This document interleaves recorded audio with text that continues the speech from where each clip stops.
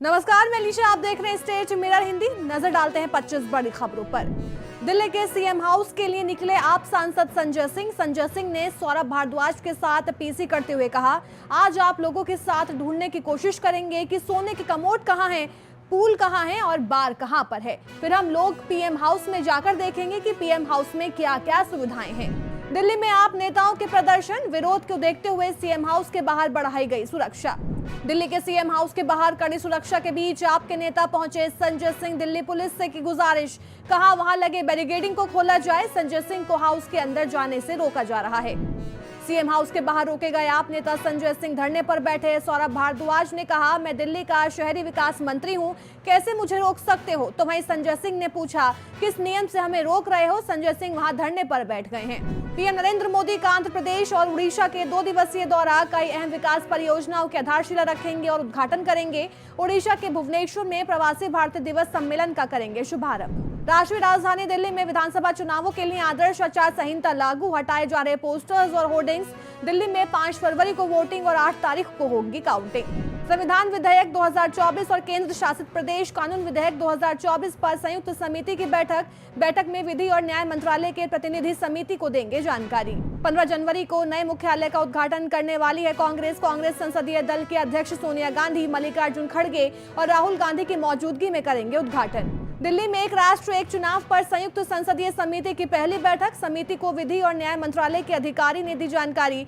JPC के अध्यक्ष PP Chaudhary ने बुलाई ये बैठक। कांग्रेस सांसद प्रियंका गांधी वाड्रा अपने आवास से हुई रवाना। दिल्ली में एक राष्ट्र और एक चुनाव पर गठित जेपीसी की पहली बैठक में हुई शामिल।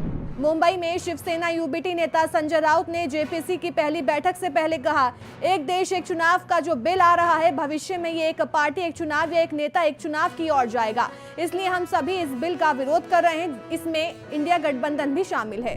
दिल्ली में एक राष्ट्र एक चुनाव पर संयुक्त संसदीय समिति, जेपीसी के अध्यक्ष पीपी चौधरी ने कहा, हमारा प्रयास रहेगा कि सबकी राय ले, उसके बाद बिल का खुले दिमाग से समीक्षा करेंगे। इस कमेटी के सभी सदस्य बहुत ही प्रख्यात लोग हैं। आप सांसद संजय सिंह ने कहा, बीजेपी का दुष्प्रचार उजागर हो गया है, बीजेपी झूठी पार्टी है, ये साबित हो गया। बीजेपी वाले चिल्ला चिल्ला कर कहते थे कि सीएम आवास में सोने के टॉयलेट है, मिनी बार है, स्विमिंग पूल है। देश के मुख्य न्यायाधीश सीजेआई संजीव खन्ना और सुप्रीम कोर्ट के 25 न्यायाधीश 12 जनवरी को आंध्र प्रदेश में अराकू घाटी का करेंगे दौरा। ये यात्रा अपने प्राकृतिक परिदृश्य और जनजातीय संस्कृति के लिए जाने जाने वाली अराकू इस हाई प्रोफाइल न्यायिक प्रतिनिधि मंडल की करेगी मेजबानी। भारत के रक्षा मंत्री राजनाथ सिंह मालदीव के रक्षा मंत्री से मिले, दोनों देशों को लेकर हुई कई अहम बात। असम में केंद्रीय मंत्री और बीजेपी के राष्ट्रीय अध्यक्ष जेपी नड्डा पहुंचे गुवाहाटी एयरपोर्ट, कई सार्वजनिक कार्यक्रमों में होंगे शामिल।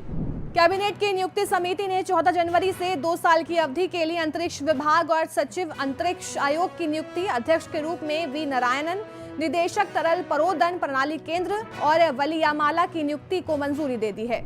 शीतलहर की चपेट में राष्ट्रीय राजधानी दिल्ली, शहर में तापमान में गिरावट लगातार जारी। जम्मू कश्मीर में तापमान में लगातार गिरावट, लद्दाख के द्रास में तापमान -23 डिग्री सेल्सियस तक गिरा। जम्मू कश्मीर के सोनमर्ग में -10, गुलमर्ग में -9 और पहलगाम में तापमान -8 डिग्री सेल्सियस दर्ज किया जा रहा है। यूपी के मंत्री नंद गोपाल गुप्ता ने कहा, पीएम मोदी और सीएम योगी आदित्यनाथ के नेतृत्व में 2019 का कुंभ सफल रहा। जो लोग यहां से गए वो हमारी तैयारियों से संतुष्ट थे। इस बार भी ये बड़े पैमाने पर होगा, सारी तैयारी हो चुकी है।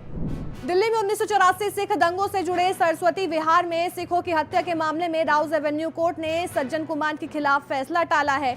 कोर्ट इस मामले में 21 जनवरी को सुनाएगा फैसला। दिल्ली की राउज एवेन्यू कोर्ट ने एमसीओसीए मामले में आप विधायक नरेश बाल्यान की जमानत याचिका पर दलीलें सुनने के बाद मामले को कल सुबह 11 बजे स्पष्टीकरण और आगे की दलीलों के लिए सुरक्षित रखा।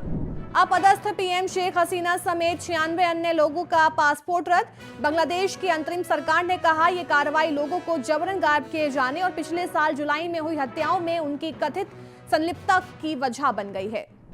कंगना रनौत की फिल्म इमरजेंसी 17 जनवरी 2025 को पर्दे पर होगी रिलीज। फैंस काफी ज्यादा एक्साइटेड, एक्ट्रेस फिल्म के प्रमोशन में व्यस्त।